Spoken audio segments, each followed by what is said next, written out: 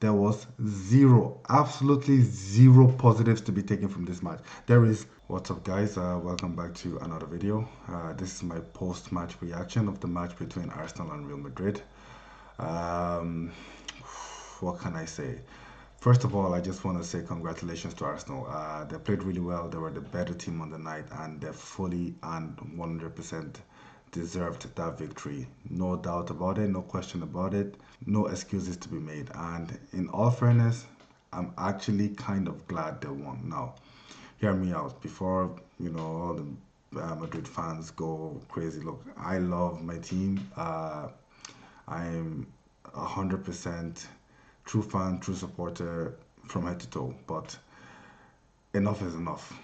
Like, I'm not even mad. Like, I'm not mad.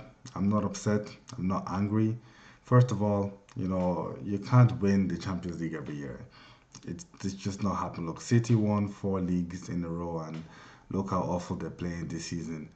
You can't win every single trophy every season. That's not how life works. And losing is a part of the game. So we can be happy when we win, but we can also be gracious in defeat. So I'm giving props to Arsenal.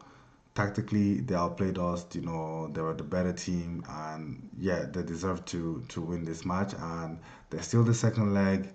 There's always a possibility of a remontada, but I'm not hopeful for that. But the one thing that has been very evident this whole season, the one thing that's been very clear is that this team is just not playing up to scratch. Like it's not the football's just dreadful.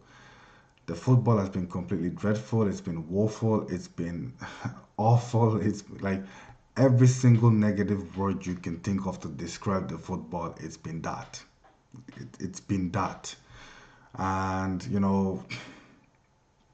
it's one thing to say, okay, this player is having a bad game, or this player is having a bad game, or maybe this player is having a bad season even. It can happen. Players can go up and down in form. They do say that form is temporary and class is permanent. And we've seen this statement hold true for many years with many people. Even you see like a 40-year-old Zidane, still has the first touch of a fucking ballerina, like there's some things that if you're born with, if you have it, you just don't lose it. But it's one thing for one or two players to be having a bad season or have a bad game here and there.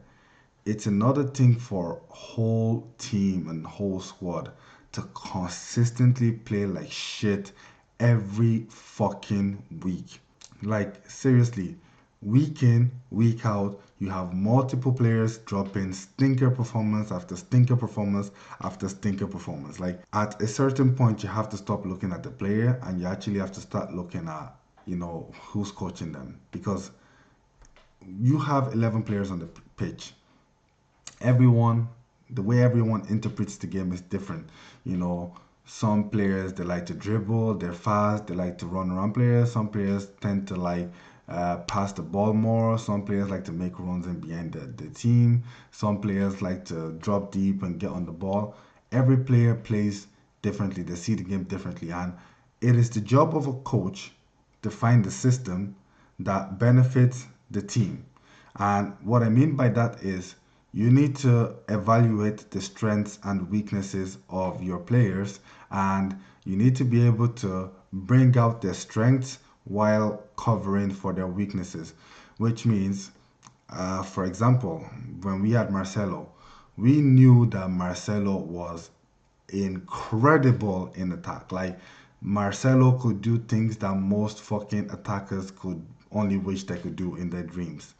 But it was a little suspect defensively. I'm not. That doesn't mean it was a bad defender. Like Marcelo was actually a pretty good defender, but that was just so far away from the strongest part of his game. And before we had Casemiro come into the team, the balance of the team was off because while Marcelo was doing really well in attack, he can get exposed, especially if we're playing teams that are really pacey on the counter attack. So what did we do? We brought in Casemiro, and in that holding midfield position, just behind Kroos and Modric. Kroos and Modric set the tempo of the game, and Casemiro just broke up the game. He'd get the ball, he'd give it to Kroos and Modric, but his main job was basically covering for Carvajal, covering for Kroos, Modric, and covering for Marcelo when they get out of position, and they did that job fantastically. But that what that also meant is that you also don't need Ronaldo to track back as much, especially because then you had Varane who was extremely pacey. So whenever we did get caught out, at the back, Varane could always make up that distance because Varane was that pacey. And you had Ramos who was the aggressor, so Ramos always tried to win the first ball. He was always pressing high, but if the ball did get past Ramos, you had Varane to cover up, and it worked. It worked perfectly, and that's a masterclass in squad building, and that won us, three Champions Leagues in a row, 4 in 5 years. Then you had players like Isco, James, you had players that could come in, who could make a change, who could make a difference, who could turn the game around. And that's what you need in the squad. And it's not just the squad. And look, I wasn't the biggest fan of Zidane tactically as a manager as well. But he knew how to use all his players, he knew how to use the squad. But I don't want to give Zidane too much credit either because he had prime Ronaldo, he had prime Bale, he had inform Isco, he had Benzema, he had prime Modric, prime Cruz, prime Carvajal, prime Marcelo, prime Ramos. Like he had a squad. Like it's not like the squad he was working with young, inexperienced players, so he could get away with not having the best tactical approach because you had giants in the team, you had leaders in the team, you had players that could make a difference, who could, come into the team and make magic happen, a la Bale and Ronaldo's bicycle kick, a la just all the different types of goals that Bale, Ronaldo, Modric fucking scoring the wonderful goals against United, these players, they could just create moment of magic from anywhere, and you didn't have to overcoach them, and that was fine. And when Ancelotti came in, it was nice because obviously we had like the likes of Hazard who had been underperforming, and he kept the game simple. He kept the game simple. He kept the tactics simple, and it worked because we had the perfect balance of youth and experience. We still had Cruz, we had Carvajal, even though he would get injured sometimes, but he was still there. We had Nacho, we had Mendy, who was he was a very like how do I put this? It wasn't the oldest in the squad, but he played like someone that had maturity, But we had that balance of youth and experience, Then you had the likes of Vini, you had the likes of Rodrigo, they were young, they brought energy into the game. You had Benzema, who was a leader up top, and he basically had the two best seasons in his life, and he won the fucking Ballon d'Or because of that. So the team was good. So even if the tactics were not overly complicated, you had people who were serial winners. Benzema, Modric, these guys that won multiple Ballon d'Or, multiple Champions League, just trophies, La Ligas, Copa del Rey. These guys were serial winners, and the young players could look to them and could build off of that. Even if they didn't have the best tactics, if they weren't the most tactically coached, you had the players in the squad who's been there, who's done that, who can get you through the tough games. And if you look at our performances over those years, it's not like we were great.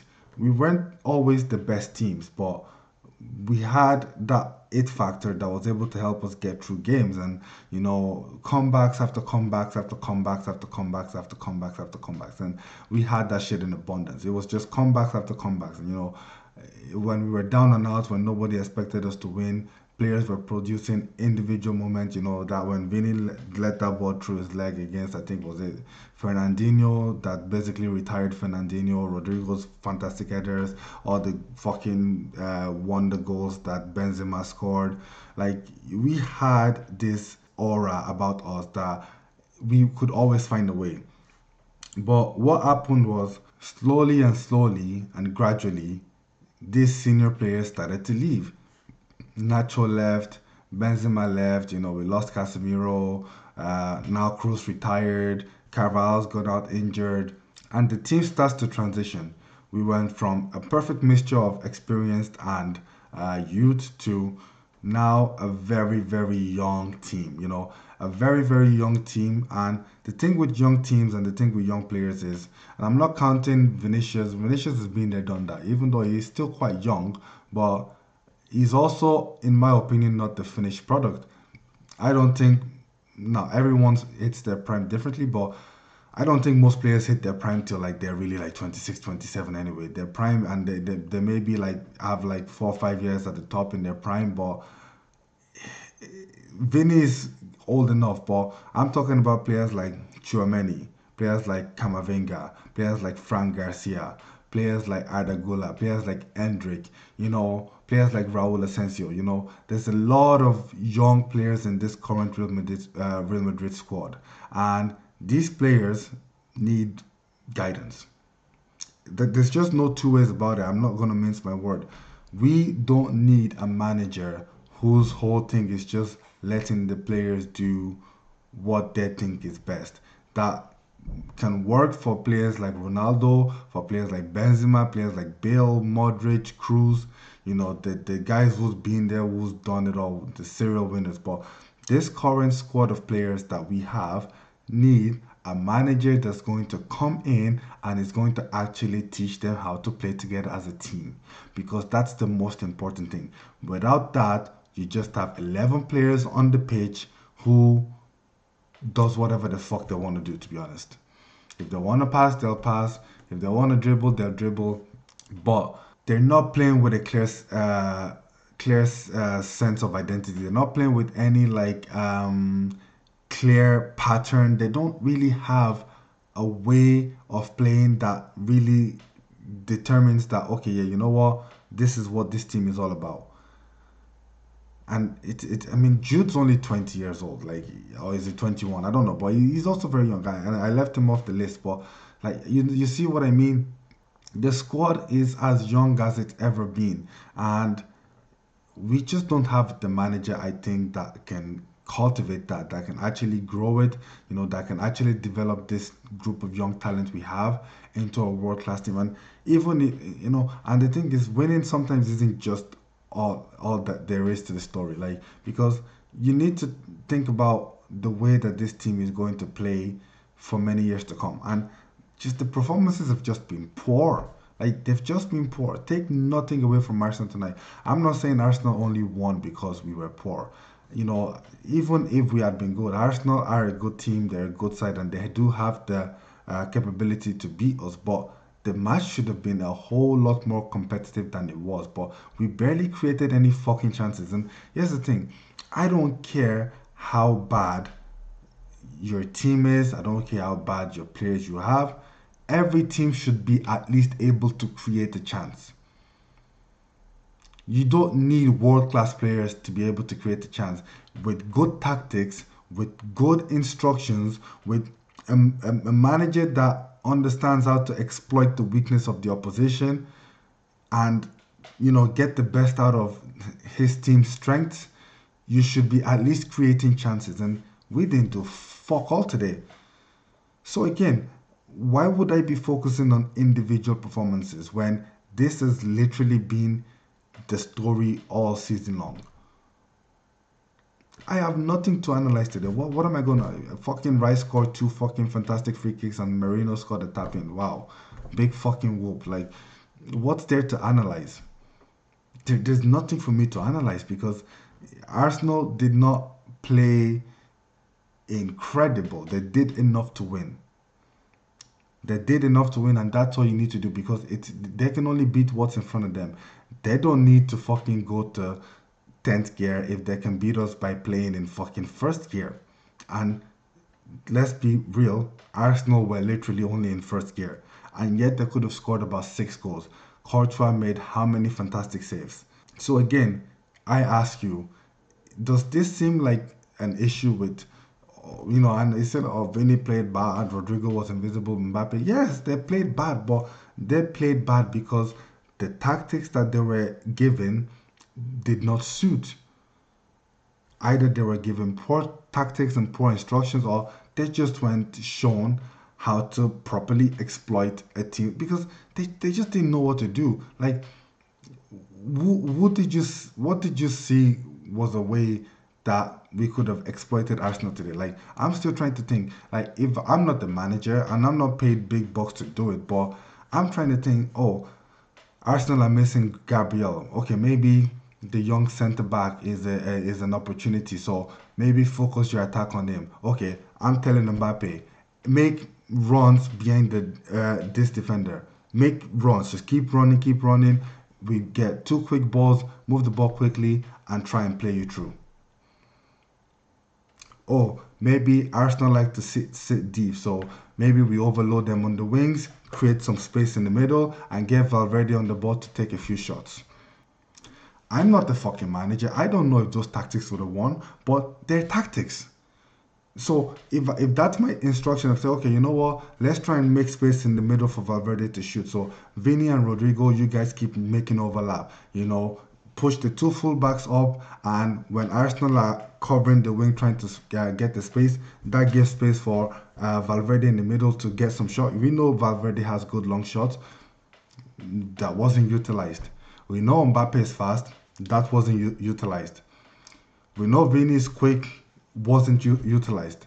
None of our players' strengths were utilized in this game, and that's the problem. This is the issue I'm trying to focus on. This is what I'm trying to say.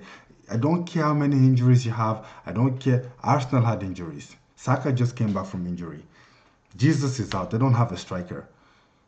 Gabriel is out. But yet they played much better football than we did all night.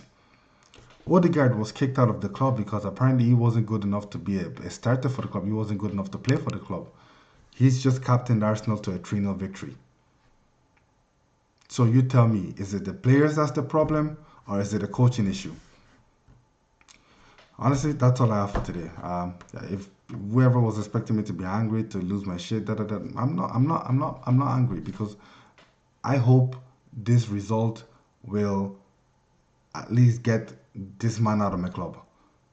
I hope this result is enough to actually get him out because I cannot stand I cannot stand another season of this. I cannot stand another season of watching fucking boring, slow, dead, uninspiring football. I don't care how many trophies we win. I can't give out to him if he wins trophies, but he's not winning trophies because he's a tactical genius who's revolutionized the game. No, he has a very good squad. He has a very expensive squad. He's expected to win trophies, and if you don't win trophies, we sure damn expect you to at least compete. You can't win everything, but you should be competing. If we lost this match 3-0, but we had 17 shots, we made 8 chances, and their keeper was fucking incredible, saving everything, and it's not so bad. Yeah, we still lost. Yeah, we played well and we lost, but it's not so bad. At least you're like, okay, you know what? There's positives to be taken. There was zero, absolutely zero positives to be taken from this match. There is not one. Okay, maybe I can think of one positive that Ancelotti could be sacked. Peace.